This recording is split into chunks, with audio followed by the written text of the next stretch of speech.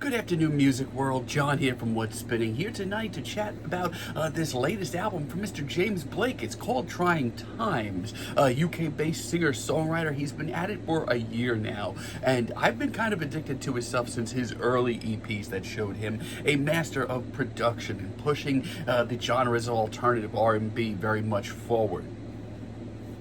Now, I'm not going to do my usual breakdown of his discography. I actually ranked his entire discography about a day or so ago. Be sure to go check it out, see what you feel. And for right now, I'm just going to kick things off by diving into this new record. It kicks off with walkout music. And honestly, it's a very graceful start to the record. This isn't James going overboard or bringing up this very lavish or explosive intro. But I love the way that the synths slowly creep in over time around this ambiance surrounding James, and his vocals sound as good as ever. It's a very glitzy intro, but it's also very downtrodden, very skeletal, very bare. In a lot of ways, it brings me back to his early days. I also love the whimsical nature of this track. It's a pretty quiet intro, but it does bring in a lot of the ambiance and atmosphere of this record, and it's great. Then we have Death of Love, which I have been obsessed with since it dropped as a single back in January. The production here is so dense and dreary, and it has that sort of psychedelic edge that some of the later James Blake singles have gotten, and it's done really well. His warped vocals just sound so distant, so ghostly, but at the same time they have this emotional tug at your heartstrings. The vocal samples, the drama, the way that his vocals just sort of pop through this haze, it's great. It's a tremendous single. Also do really love the title track here, Trying Times. This one's really cool. It's got this very laid-back strummed riff, and James's performance here leans heavy into the soul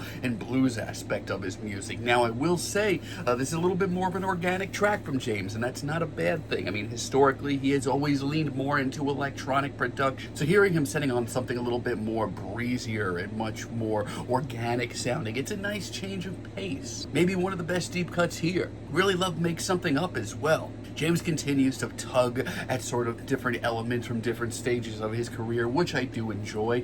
This is a little bit more organic once again. We do get another strummed riff here, but still, James has a way of keeping this track on its toes and giving it that off-kilter vibe to it. And most importantly, James just sounds really comfortable and confident right now. For what is technically James's first truly independent record, I think he's in a great spot here. Now, there are a few moments where his focus slips a little bit. Like, for example, I Had a Dream She Took My Hand, one of the major singles leading up to this thing.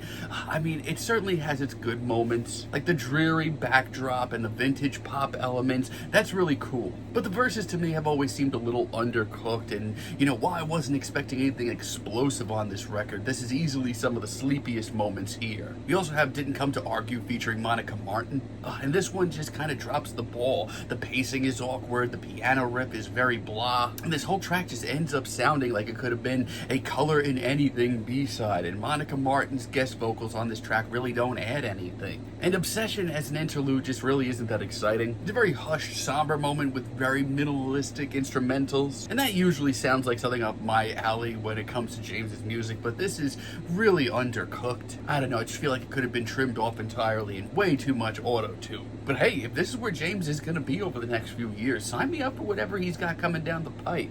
Like Days Go By, I love the jazzy ambience of this track. James's vocals sound so silky, and I love how playful this track is. Don't worry, it's just as cold and lonely at the end of the day, though. The duality of James's music is alive and well. This track's also pretty formless as far as structure goes, but it works to its advantage. We also have Doesn't Just Happen featuring Dave, a collaboration that works really well.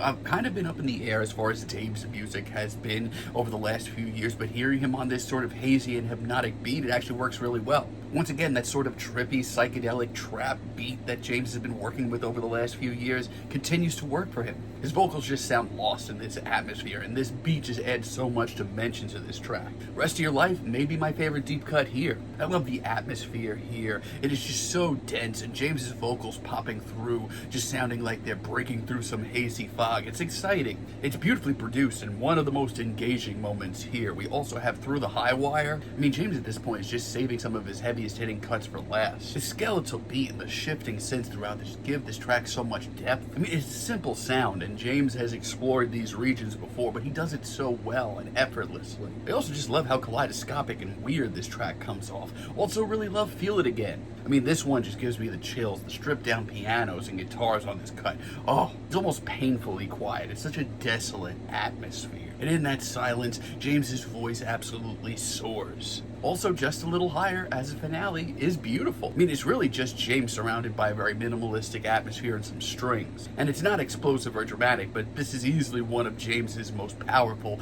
vocal performances here. And it wraps up the emotional themes of this record really nicely. I mean, if this is where James is at right now, I mean, sign me up, you know. He just seems like he's in a really good, confident spot. I mean, he's not reinventing the wheel, but he is trying new things. He's making some more organic sounds. He's still playing with production in different styles. I mean, personally, I wish the collaborators worked out a little bit better, and I wish that maybe he took a couple more risks, but James right now sounds like he's in a really great spot. I'm feeling an incredibly light 8 on this album, but let me know what you all think down below. If you like the video, be sure to give us a like, give us a subscribe, and let me know down below what you would like for me to chat about in the future. And until next time, have a great day, friends.